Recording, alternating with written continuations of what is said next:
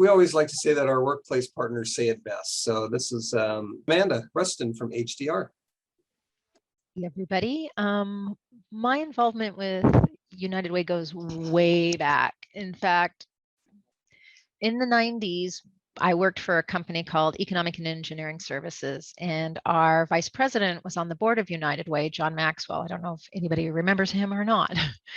And I learned really early on how important having that that management buy-in is to being able to have a successful program.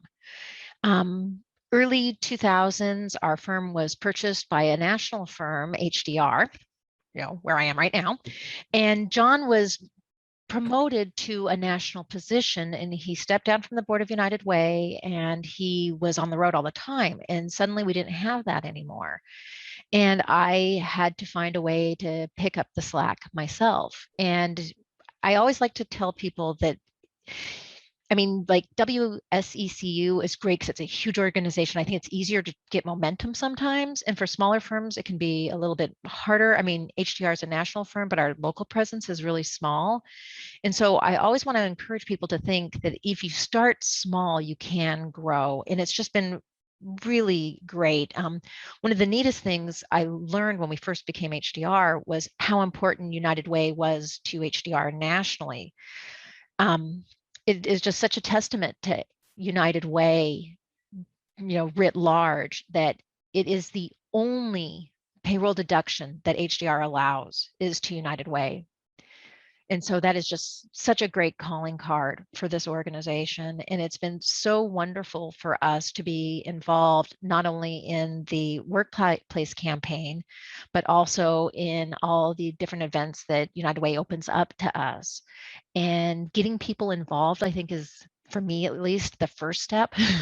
If you get people involved and they start seeing everybody around and seeing how great this can be, and other people from the community being involved, and so it's not just us, and what a major difference these efforts can make, it just grows. It starts small and it just grows and grows. I mean, I missed the Day of Caring this past year so badly because it is so great to see everything that can get accomplished, everybody that comes together, and it's really inspiring. And I think it promotes itself from year to year just because of that, because people get a little taste of it and then they want to keep doing it.